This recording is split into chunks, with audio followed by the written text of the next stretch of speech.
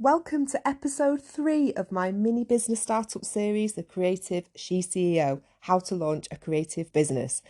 I hope you're enjoying the episodes so far and finding them useful. I've tried to cram as many practical things in there that you can use to help move your business forward. And I just hope that, I'm hitting the spot and it's making you feel inspired and motivated and ready to do this. So today's episode is all about online sales platforms. It's called Picking Your Platform. So we're looking at, where you can actually sell your product or service. So we're going to be talking about online marketplaces, such as, the big players like Etsy, not on the high street, as well as e-commerce stores on your own website, and also looking at the pros and cons of each. If you're a service-based business, let's say, you could be a reflexologist, this will still be applicable to you as you might not be selling a physical product, but you're still going to need a platform to sell your services on. So we're going to be talking about things like the fees associated with online sales platforms. I'll be giving you some advice on creating engaging and compelling product listings and service descriptions, really getting people's attention, how to sell them. We're going to be chatting a little bit about pricing in relation to fees. I know we covered pricing in the last episode, but this one's going to touch on how to price your work if you don't have third-party fees to pay as well, and how to sort of absorb those fees so that you don't lose out. I'm also going to be talking about the importance of customer feedback in relation to the success of your sales platform, because getting people's opinions and reviews on there is crucial to being successful on these platforms, because so many people are on there and the shops and the sellers that have reviews, and obviously good reviews, are the ones that stand out above the rest. And the more reviews you get, the more visibility you have as well on those platforms. So we're going to be talking about that, how to build positive customer relationships, just give them the best consumer experience so that you're encouraging them to review your services online. And finally, I'm going to be dispelling a few myths around online marketplaces. Sometimes can scare you off, ever even trying them, because I know that a lot of people feel afraid of putting their work on there and obviously having to pay fees, and it's just a scary thing, isn't it? I know there's a lot of competition on there. So I'm going to be looking at that and hopefully putting your fears at ease a little bit, and briefly touching on some of the sophisticated tools that are available on these platforms as well, just to help you increase your chances of being seen and getting sales, because they do have a lot of advantages to selling on these marketplaces. They obviously have marketing tools that we don't, or we haven't got on our own websites, and they're not within our sort of affordability or reach. So we can actually utilise these to get seen, which, is why they do charge what they charge. But we'll talk about all that. Don't forget, there's a lot of additional content on this topic also available in my accompanying online course, the Creative SheCEO workbook. So it's a downloadable workbook full of information and exercises, checklists, templates, tools, everything that you need on every aspect of these podcast episodes from this little mini series that I've got going on. I've got some great practical exercises in it actually to go with this topic, which is aimed at helping you identify the right sales platform for your product or your business, because it can be hard navigating the waters of them. I know there's so many out there. So there's some exercises in there to try and help you really sort of drill down into which one might be suitable for you, if any, of course. And there's also some fabulous templates to help you create the perfect product listing or description, because I know that can be difficult too. So again, we're going to touch on that in this episode, but the workbook itself will have some real life working examples using some of my product descriptions that are my best sellers that come up on Google that people find because of the way that they're written. So I give away all those secrets in my workbook. If you're interested in purchasing it, it's £99 and you can find it. The link I've put in the show notes to this episode, or you can visit herhandmadehustle.co.uk and it's under the shop section of the website. And again, like I say, you'll just get loads more information, advice, resources to use, all of which have worked for me to get my businesses off the ground and just keep it going strong. So hopefully it will help you too. That was my aim. Okay, so without any further ado, let's get started on episode 3, which is picking your platform. So there are lots of ways to sell online. And I'm obviously not going to be able to talk about them all in today's episode. So I decided probably the best way to do this, so that it doesn't get too confusing, is just to be suggesting a few that I know have worked for me, focusing mainly on the big players, because I know there are a lot of smaller online marketplaces out there now that are offering their services, especially like in the handmade market, to people. And honestly, I haven't tried the smaller ones. I don't know what they're like. There was one that I actually did sign up to last year. I gave it about 3 months. I hadn't made one sale, and that was probably enough for me to say it's not going to work, because I know that my things do sell. But I just thought maybe I'll try another avenue to see if I can bring in a third stream of income. Anyway, it didn't happen. It didn't work. So I took my stuff off there. And I found it quite time consuming as well, having 3 running. So I suggest really it's probably better, if you're considering it, to look at maybe 1 or 2 of the main big popular ones that people find.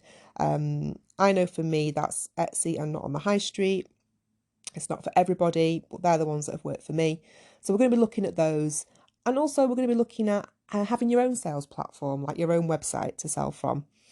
Because obviously I also have one of those, a couple of those, and you might prefer to do that than go on an online marketplace. So we're going to be looking at sort of the advantages and disadvantages of each.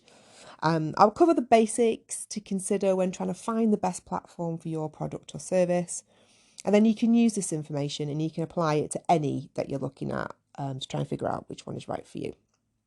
So I'm going to start by saying that I'm in no way affiliated with any of the platforms that I mentioned. They're not paying me, unfortunately, to talk or promote them. I'm just giving you my God's honest opinion, really, based on my experience during the years that I've been with them, which is getting on for 14 years now.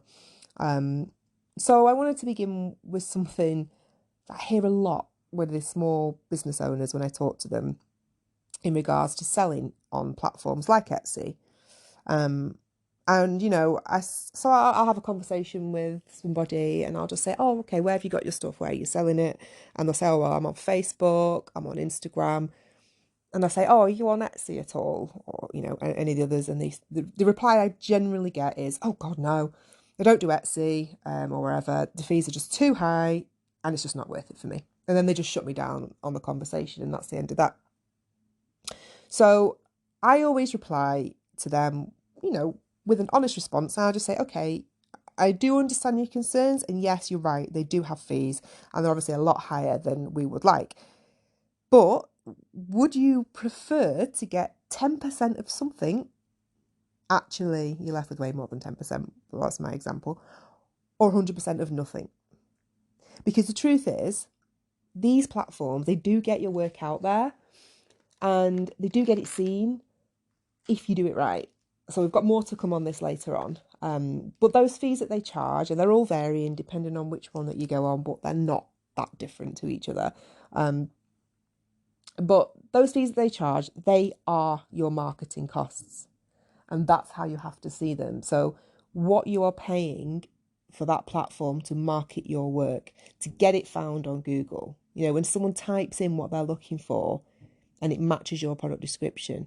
So I've been with Etsy now for, say, 14 years. I think I've been not on the high street for 10 years. And honestly, I would not have a business without them. As much as there are times and they drive me insane, and I've said to my friends and colleagues and family numerous times, I'm not doing this anymore. I'm coming off them. They're driving me mad. The customers are a nightmare. Too many policies, too much red tape. I can't do it. But then I realised that, they're paying the bills and the orders that I'm getting in from them, I could never get those from my own website. And so I've been doing this a long time and I still can't compete with them. And I would say it's probably where at least 80% of my customers come through and it makes up the same amount of my earnings. So yes, it hurts when, it's year end and I'm doing my accounts and I see what I've paid them in fees. And I'm like, oh my gosh, that is ridiculous. If only that was in my pocket. I mean, one year, just to put it into perspective, it was a really good year to be fair, but I nearly fainted and I saw that I'd paid not on the high street nearly £10,000 in fees. £10,000 that, could have been in my pocket. So annoying. But you don't notice that because it's day to day, it gets taken off at the point of sale. So they only actually deposit you the money that you are due, and their fee's already been paid at this point. It's been taken off. So it's only once a year when you do your books that you faint and you see actually how much you've paid in fees. But, it does go down as a business expense, so it's tax deductible, and that's often to blow just a little bit, but it's still really annoying. However, obviously the amount of products I have sold to actually owe them that in fees completely, tips the balance and makes it worth it for me. So yes, the fees can sting. That is not a lie. But there are ways around it, and you have to accommodate them. So for me, I tend to put my prices up a little bit on these platforms to absorb some of the costs. Obviously I don't want my customers to be punished for the fees that these platforms are charging. But the truth is, if that customer came direct to you in the first place, then they would get a better price because there's no middleman involved that you have to pay as well. And that goes for anything really, doesn't it? That, it's a lot cheaper if you haven't got a middleman involved. And sometimes you're lucky because that customer will actually find you on one of those large platforms, and then they'll Google you to find your own website and then the cheaper prices. Or they'll find you on Facebook or Instagram and they'll just direct message you on there. So a good thing about these online marketplaces is that they really do serve as like a useful marketing tool, because even if like a person locates your product on there, there is a good chance that they'll do some Googling, if they're thinking of making a large purchase particularly, because at the very least they're going to want to find out more about you. I do that. If I've found a company on Etsy and I want to be spending £100 with them, I will Google them and see if they are, a real company that's not just set themselves up on there. I'll see if they've got a website. I'll press the about page. I'll have a look who they are, see their faces, read about them, what their sort of ethos is, and then I'll decide where to spend the money. And by that point, I'm sort of invested in the company, and I'll most likely, I will, because I know what it's like, I will go direct to the company itself and I'll purchase from them. So these online marketplaces, they can provide like a really good kind of marketing tool to get people direct to you. So they get you seen, and then the customer can come directly to you. So don't be scared off by the fees. They can be incorporated into your prices. And the exposure you're going to get a result of paying them can actually lead you to more business and returning customers outside of these platforms. Because even if they've purchased from you before on Etsy or wherever, and you've sent out their order and you've popped a business card in, whatever, they can come to you direct then because they've got your details. So these fees, they'll all be different for all of the online marketplaces. So it's definitely worth looking into this if you found somewhere that you want to sell. Just to give you an idea, Etsy's fees now, so they charge a few different fees, which I have listed all in the workbook. It says a breakdown of everything on the online course, so you know exactly how fees work, the different types of fees as well. But just to provide you an example now, Etsy's fees are 16 pence for each item that you list. So they have like a listing fee or renewal fee. So if one of your items has run out, say it didn't sell and it's expired, to renew it, it costs 16p, or to list a new one, it's 16p. And then they charge 6.5% per transaction. And then you have to pay a payment processing fee. So that is actually basically what the platform has to pay depending on whatever payment the customer chose, and they basically refer that cost to you. So you've got to pay the payment processing fee, and that's 4% plus 20 pence per transaction. And then on top of that, you do get VAT fees on online marketplaces, which they are just pence to be fair, but they do all tot up. So you have to accommodate all these fees. And it's worth noting that these fees that they charge also do apply to the postage costs, which is really annoying, because they always think it costs what it costs to post an item, and it's been a real bugbear of mine since they started doing it, because we've got no control over the cost of posting an item. And especially if some of the online marketplaces fix their postage costs, like on the high street, they're fixed at certain amounts and you can't change it. So, it costs what it costs. It's £3.50 or whatever to send a parcel. And then they take a fee off that, a VAT fee off that. So you're not left with enough money to post the actual item. However, you will make that up on some sales and you'll lose on others. So it does balance out. Again, you can absorb some of these postage costs on certain platforms by setting them a little higher. On Etsy, I think you can set your own postage costs now, so that's fine. I can absorb some that way. Now, another fee that some people are afraid of, they have a massive shock when they see, and I've seen this on a forum actually, this lady put on about Etsy, how it's not worth having her items on there because she just got charged this massive fee of like 15% on top of the 6.5, blah, blah, blah. And what it was that they have this offline advertising fee, offsite advertising fee. And that's because Etsy advertises your items across the web, and it's through something that they call offsite ads. And it's something that you can opt out of. But basically, if your item sells through one of their offsite ads that they've promoted it on, you'll pay 15% fee when you make a sale. And you won't know, that's the thing, you don't know until it shows up on your statement. So you look at it, you think, whoa, what's that? Where's that fee coming from? Why are they taking another £3 off or whatever? You said you can opt out of it. I don't. I keep it on because I found that it's generated me more sales than without it. So yes, I'm paying a bigger fee, but I'm actually making more sales, especially on the higher priced items that I've got. Like I have these travel scrapbooks that are priced at like £35 plus. And when they sell on an offsite ad, obviously they take a bit more off me, but I just find that more of them are selling. So I think they're getting seen a lot more. So for me, it's worth it, but it might not be worth it for you, especially if your profit margins are low anyway. So you have to work out certain items it may be worth it for and some maybe not. So try it out. Again, I've got a whole section dedicated to this and fees and helping you price your work accordingly in the online course. So if you're unsure about, whether or not you want to sell on any platforms like Etsy, it will help you clarify this and help you pick the right platform for you. By looking at your target audience as well and see where it is that they're most likely to shop online. So like for me, my audience, they love Etsy, they love not on the high street, which is why I'm on there. For you, it might be eBay, it might be Amazon Handmade. I don't know much about Amazon Handmade, if I'm honest. I've not got any experience really with selling with either of these platforms in like a professional capacity. eBay I've sold personal things on, and I know that the fees have gone up, but I'm not 100% sure on what they are for businesses. But I do know people who've got massively successful businesses selling on eBay. So it depends on what it is that you're doing.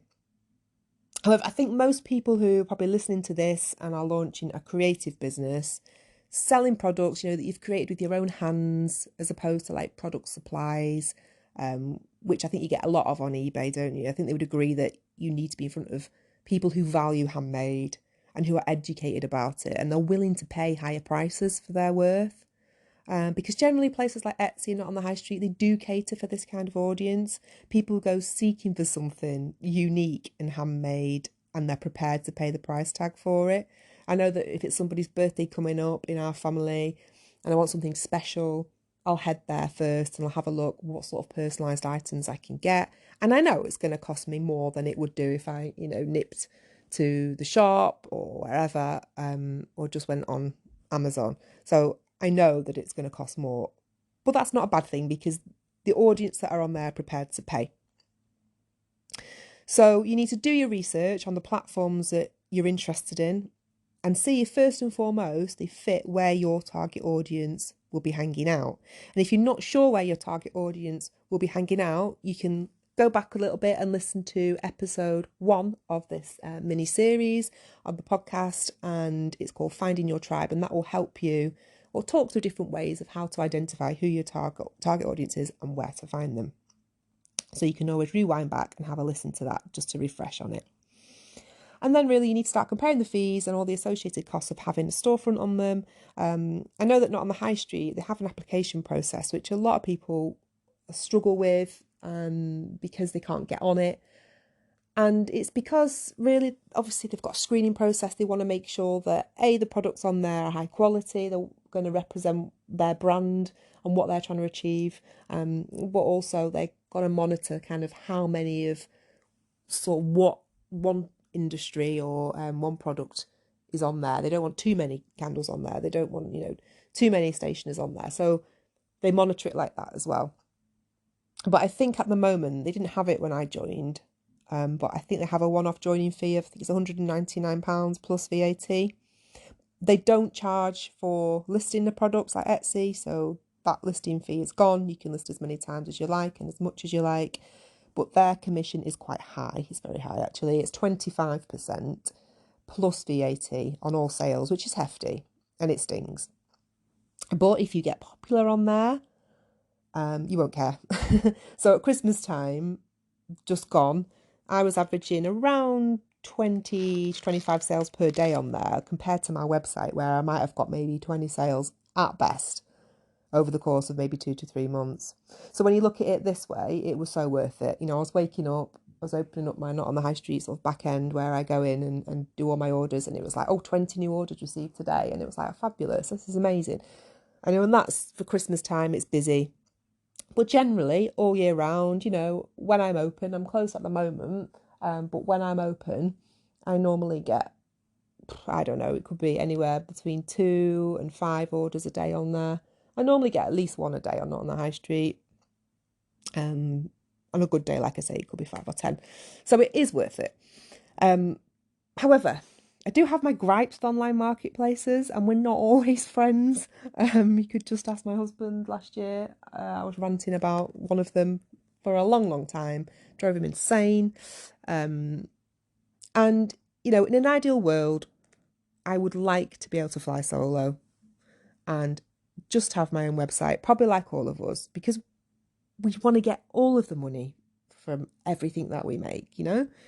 We've made it with our hands. We want to just reap the rewards and the benefits.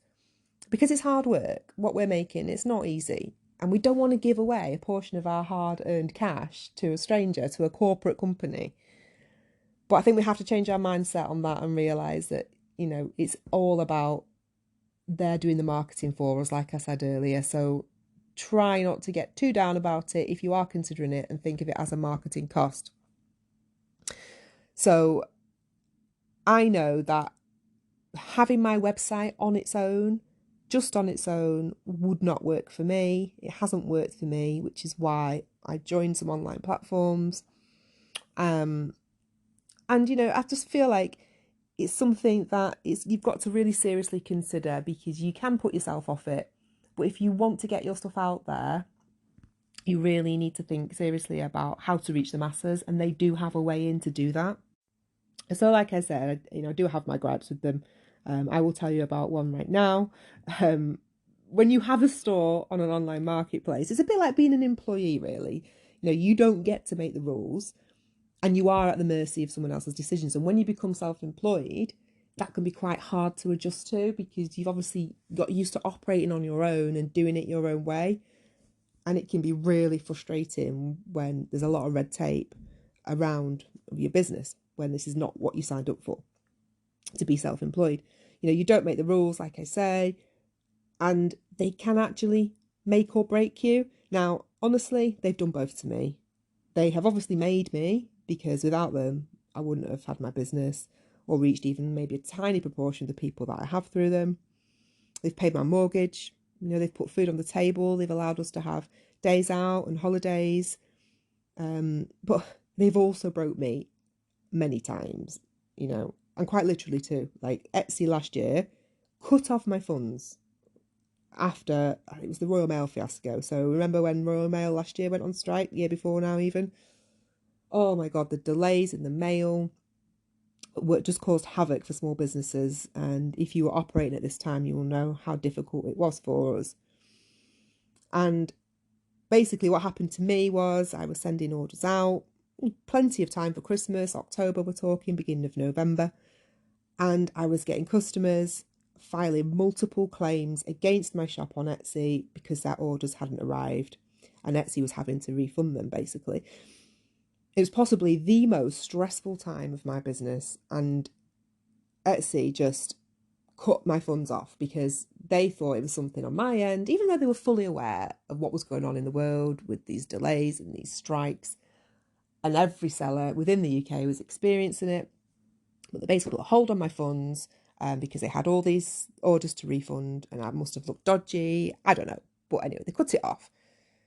And they totally screwed with my cash flow to the point where we had no money, no consistent money coming in for 6 months, and we were struggling to pay the bills because this is my only source of income, along with not on the high street and my website, but this was my business is my only source of income. And we were struggling to get food on the table. It was hard with that interruption in the cash flow. It's so difficult as a small business because you haven't got a massive cash flow anyway, unless you're a really well established and things have worked out fabulously for you. It's hard.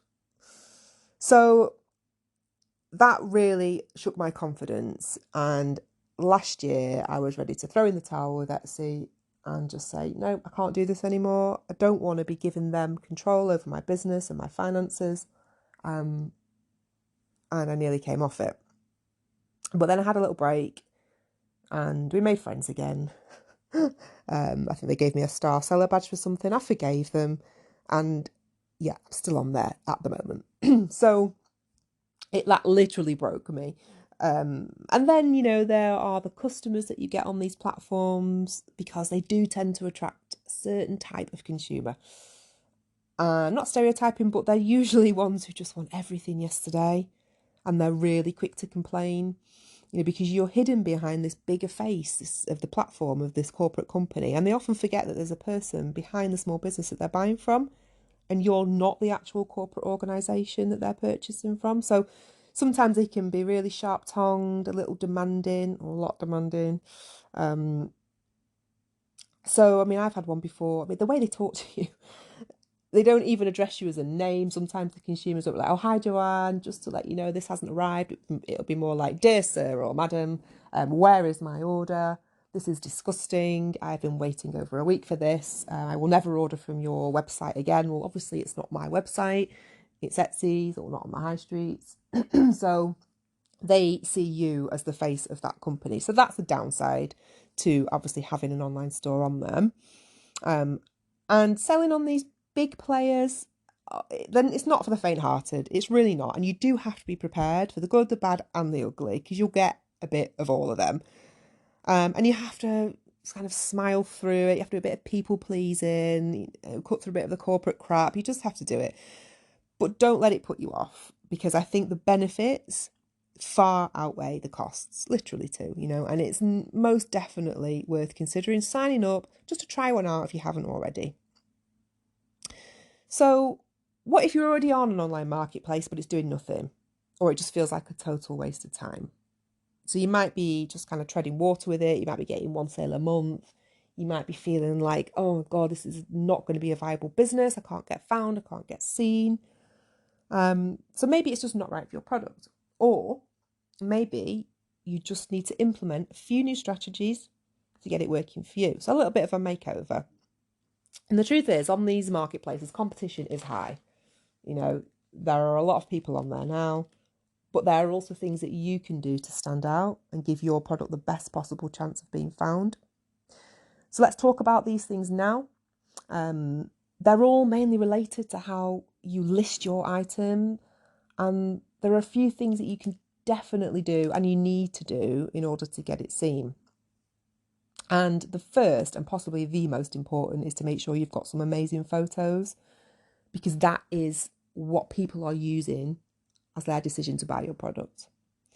And you need to make sure that they're high quality, they're showing all angles, features, benefits, options available, everything. And to make it clear, you 100% do not need a fancy camera or a professional photographer to do this. You just don't. I never have. I've never done that. I've always used my phone. Phones now have got really decent cameras on them. They've got really decent settings. You can just Google it if you're not sure which settings to use. But I'll tell you one of my tips that I do. When I take a picture of a product, I don't know if I've got a Samsung, so it depends on what phone you've got, obviously. But I use a mode called food mode. So I go into my camera and there's a little option that says more and there's some different settings and I click food. And obviously my stuff isn't food, it's stationery. But what it seems to do is when I point my camera at it, it blurs out everything else in the background and it really focuses on the image and on the product, sorry. So it makes it stand out. And I use that on all of my product listings. It looks so professional and everybody comments. They've always commented on my product photography, which is such a compliment. And I've never had a professional photographer involved in it or myself. So you just explore its settings to really make your product stand out. Another tip, use plain contrasting backgrounds to show the detail of your product. Don't put too many props in there. Sometimes you're tempted to throw a few flowers in there and whatever else might be going. It's nice to show your product in context, obviously, and how it's used. You can dot a few things around, but just don't completely overwhelm the picture because people won't know what they're buying and what they're looking at. So keep it really simple. Just 1 or 2 props at most because they're distracting.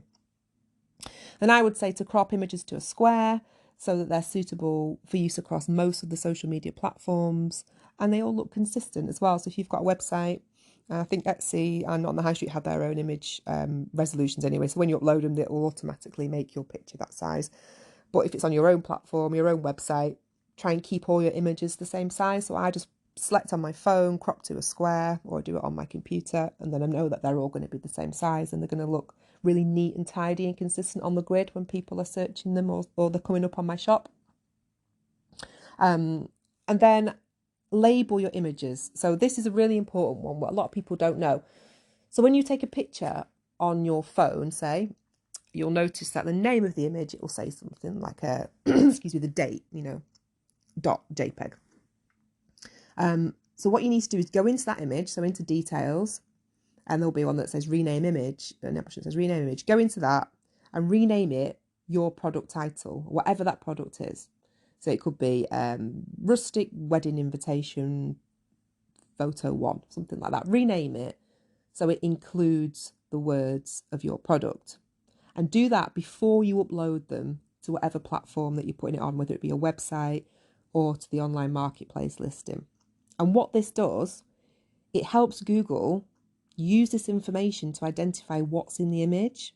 Because otherwise, how does it know? So if someone is searching in Google, I want some rustic wedding invitations, yours isn't going to come up if it's labelled with 2024, August, whatever, .jpg. It's not going to come up like that. So if you've labelled it rustic wedding invitation, then Google was more likely, or will pick up on it, that is an image that customer, that person may possibly want to see, and it will show it them. Now, I've never ever paid for anyone to take any photos of my products. Like I said, I've done them all myself. And the online course that I've designed, the Creative SheCEO, has a section all about how to take the perfect product photo. It's just got some ideas to really help you sell your product. And keep in mind that your photos are all people have to see. They are the deciding factor as whether or not they want it. They're going to look at them and go, yeah, this is what I want, or no, it's not. And it's the deciding factor between making a purchase or not. So they've got to be right. So the next thing you can do to help your product stand out, you've got to write a killer product description. Okay, now this applies whether you're selling on an online marketplace like Etsy or your own website, and it also applies to service-based businesses. So depending on what it is that you offer, you have to make sure that you've got the right keywords in there and that, again, Google can pick up on it, but also that you've engaged your audience with a compelling description of your product and service. It's not only going to make them buy it, but it's going to keep them coming back for more and checking out your other offerings and staying on your website, browsing, looking at what else you're doing. The longer they stay on there, the more chance you've got of them falling in love with your stuff and buying. So it's keeping them on there. And your description of your product or your service, it is the key to success, because the words that make up this description, they are your sales pitch. And I say that also your way of getting seen on search engines like Google. Because if you write it correctly and you're using like proper keywords and you're doing the SEO work already. So SEO is a search engine optimization. And I've got a whole section in my course to help you write the perfect product description and tell you exactly how to do it, which I think you'll find invaluable. It's one, like I say, that I've used many times, a little formula that I use. It helps me include all the right information. Because once you've got the formula, you can apply it to all of your products and your services. And it just makes life so much easier, which is what we all want at the end of the day. Nobody wants, it puts me off. I know if I'm going to be listing a product, it totally puts me off if I have to start from scratch every single time and go, right, I've got to describe it, I've got to think of the keywords, it's tiring, and sometimes I just think I can't be bothered and I don't do it. So I've got myself this little formula now which really helps me write all about my product in the best possible way to help sell it and help get it seen as well on Google. And a really important thing to think about when you're thinking of titles for your products, you've really got to think about incorporating the keywords that people are going to be looking for when they want your product into the titles. So that is, the keywords are any words or phrases that might potentially be what your customer is typing into the search engine to find something similar to what you're offering. So I use an example in my course about my best-selling product, which is my cupcake toppers. I can't tell you how many of these I must have made in 14 years, honestly. We're probably in the hundreds of thousands by now. I don't know. I would love to know how many I've made. It's frightening. But the title of those on all of my online stores is I do wedding cupcake toppers. Now the keywords there are wedding and cupcake toppers. Now when you think of your titles, try to introduce what the product is. So like for me, I say it's a cupcake topper. I want that in the title because that's what people are naturally going to type in if they're looking for it first. They're looking for some cupcake toppers. They're going to pop that in Google. But also see if you can be a little bit more specific and include the occasion that it's for in your title description as well. So I've got wedding in my title because I know that that's where people will be using something that says I do on it, and that's the occasion that they're designed for. So that's why I've called them I do cupcake toppers. Cupcake toppers. Now, I can change this to birthday or anniversary or retirement or whatever the occasion is that the product is for. But if you can't incorporate it in your title, then you most definitely need to include the occasion in your product description, because again, people will be searching for what they want for the occasion that they want it for, if that makes sense. So it'll help you really drill down into getting seen and getting your product up there, highly ranking when people are searching those terms. So when I come to write a product description, I always write down as many keywords that I can think of relating to my product before I start writing a description. And I also ask other people, I ask friends and family what they would type in to find something similar. Sometimes I drive my husband mad because I can be sat there, he'll be on his game. And I've got my pad and I say to him, oh, can you just take your earphones out a minute? I just need to ask you something really important. And he's like, oh, what? And I go, another word would you use for cupcake toppers? And he just looks at me. He's like, I don't know. I have no idea. Obviously he's not my target audience. I probably shouldn't ask him. And he usually comes out with something completely irrelevant, which always makes me laugh. I just say, forget it.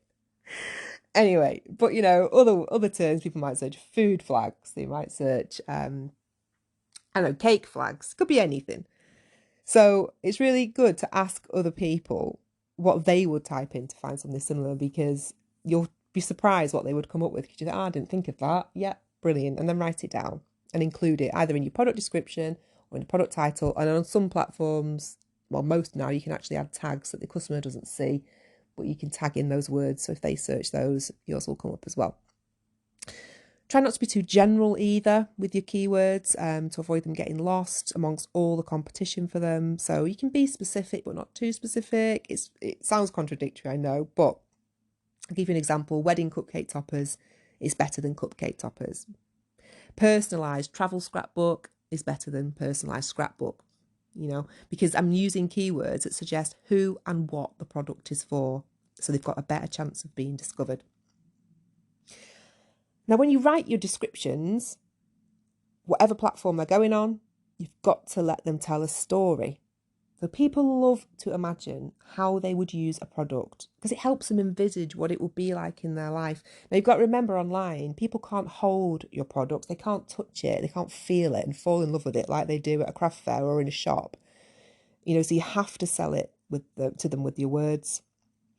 I know when I go into a shop, especially if I'm buying something that, really excites my senses, like a soap or a hand cream, I won't buy those things online unless I've had them before and I know what they smell like. So you really have to sell it and draw people in with your description. Now, the thing is, a lot of these online platforms, they now have an analytics tool so that you can access this and you can see what terms people are actually using to search and find your product. It's really helpful. So if you discover one that keeps cropping up, you can always just adjust your product title or put it in the description. But there's a little section, especially on Etsy, that says analytics. You can click on it and you can see what words people use to search or to find your item when it came up. So there is a lot of benefits to these online marketplaces because they have these tools that we wouldn't otherwise have access to. So they are the benefits of being on these bigger sales platforms. The final thing that I just wanted to talk about today in the episode is the importance of customer feedback and reviews. So we all know how important they are in influencing a person's buying decision. But I think it's less well known that customer reviews actually help boost your ranking on search engines and make you more visible. So let's say you've got lots of positive reviews on somewhere like Etsy or Google, or maybe an independent review website like Trustpilot. And the more you can get, the more visible you'll become. And it's like a credibility thing. So it shows search engines like Google that you are authentic and you're popular and you're pretty damn good. You're getting 4 and 5 star reviews. You must be something worth shouting about. And it's like it goes, oh, this company is safe to recommend. Oh yes, and the person searching will be satisfied with my results if I show them that such a popular and highly rated business would be good for them. That's what I imagine Google would say if it was a real person, but you get what I mean. So reviews are important, and positive ones will boost your business. And negative ones, you're going to get them. Unfortunately, they happen. You can't please everybody. But they will help you. They improve and they'll help you develop a very thick skin, which you do need as an entrepreneur. So as long as you try and resolve any negative reviews quickly, they are unlikely to outweigh all the good ones that we get. So try not to let them bog you down. Say you're not going to please everybody. So try and brush them off. As long as you've done what you can do to help that person, then there's nothing else that you can do. It won't completely ruin your business. A lot of people get afraid that will happen. I've had a few in the past. It's never brought me down. So, plow on through them. There's plenty of good ones out there. There's an account actually on Instagram. It always makes me laugh. And she features something called 1 Star Wednesday. Every Wednesday, she puts people's 1-star reviews on there, like all different companies. You must search them out. I don't know how she does it, but she goes on there and she posts all these 1-star reviews that she finds, and it's so funny, and it really does highlight the actually truly moronic behaviour of some people. They don't realise the effect that their words are having on small businesses, but she makes light of it, and it's really funny. And a lot of people, most normal people, laugh it off and say, God, they were unreasonable. For example, a favourite one that I read once that she put on there, there's a 1-star review from someone who did not receive their order during the pandemic, and they actually wrote this to the seller. They put, the seller must have said, oh, I'm sorry about the delay. It's all because of the pandemic that's going on. I apologise. And this is what they wrote back. COVID is a hoax and an excuse. Where are my cards? Now, the seller actually replied to this customer and they put, well, if so, the post office is sure milking it. And it was just so funny because I thought, this is sometimes how you have to be with these people. You can't please them all. That's a ridiculous 1-star review. I mean, who's going to take that seriously? So don't worry about them. It's going to happen. But I thought it was a funny way to sum up today's episode. Let's talk a little bit about the takeaways from this episode so we know what it is that we've learned and what you can take away from it. So number 1, don't totally rule out selling on an online marketplace just because they charge fees. You can work them into your pricing strategy and you can get your work seen much quicker than on your own website or social media pages. Do your research to find out which one is suitable for you and your business, if any. Number 2, you're going to need killer images and a detailed product description containing the right keywords related to your product. Research them and ask friends and family what they would type in if they were looking for something similar. Number 3, you can use the built-in analytics tools on these platforms to figure out what these buyers are searching for and incorporate these words into your product titles and descriptions. And don't forget to change your image title to that of your product name before uploading them to your platform, because that's going to help your SEO. Number 4, make sure you get customers to leave you feedback and reviews. Ask them, because they won't do it otherwise. Not unless they're going to complain.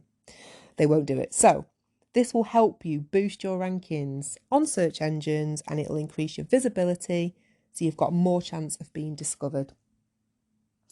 So that's it. I hope it was a helpful episode. You've learned a few things about selling online. Maybe it's allayed some of your fears, you've been worried about, and you feel maybe a bit more confident about getting your work online. I hope so. That was my goal. It's really important to make sure that you have some form of online presence other than social media, because you can't rely on that for sales, and people need to know that you exist outside of Facebook and Instagram and so on. So you need a website, even if it's not an all singing, all dancing one. You can build them yourself now. And I go into this again on my online course, it's all in there. I go into the platforms that, the easy ones that you can use with no technical skills required. I've built 2 of mine myself. I'm really proud of them, both Vintage Tree and her Handmade Hustle. I have some things that, aren't perfect, but they're great. They're functionable, they're fast, they look professional, and they just cost me a monthly fee. So depending on what it is that you are using your website for, whether you just need it as like a shop front with actually not physically selling anything, maybe you just want to put your services on there so people can find you, that will be the cheapest option. Or if you want an e-commerce part to the website, which is a shop, then that obviously costs a bit more. I think on my websites cost $29.99 a month, I think. And that's average really for an e-commerce store. I think the first year you can actually get them half price, which is good, but it's not extortionate. And if you're making money from it, it's worth it. People need to see that you are a professional business by having a presence outside of social media.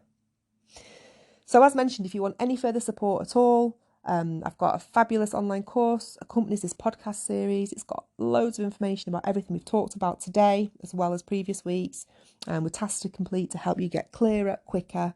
I share my own templates that you can use from my own business to help you, and just really get you moving. If you're feeling stuck, get you moving quicker and get you the results that you want. So next week's episode is the final episode of this startup series, the Creative SheCEO, and it's one that I am most excited about. It's called Beyond the Feed, and I'm really passionate about this. It's something that I've wanted to talk to everybody about for a long time, and it's all about offline advertising. That is taking you and your business beyond the feed, beyond the social media, and looking at all the other ways that you can get your business seen. It's taking control back, because a lot of people feel like the social media controls the fate and the destiny of their business. And when they're not getting the results they want on there, they feel disheartened that the business isn't going to work. And that is not true. The truth is there is so much more that you have to do when you're starting a business that is way beyond social media, other things that you need to do to get you seen. And we're going to be talking all about what those things are and how to have a strong offline presence next week. So don't miss it. It's going to be great. It'll be back next Wednesday. So keep an eye out for that. If you can subscribe to the podcast, then you won't miss it. You'll get a notification when I've uploaded the episode. And rate and review this one if you can. I'd be so grateful. It all helps me reach more people out there and get them to get on board and learn about how to start and be successful with their own creative venture. So thank you for listening. I thoroughly enjoyed recording this one, and I will look forward to doing next week's. Bye.